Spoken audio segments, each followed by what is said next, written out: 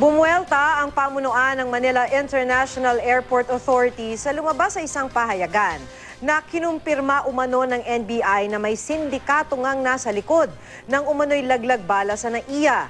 Tanong ng tagapagsalita ng NIA, paano makakapaglabas ng conclusion ng NBI gayong kabubuo pa lang ng kanilang task force para tutukan ang mga kaso? Wala pang pahayag ang NBI kaugnay nito.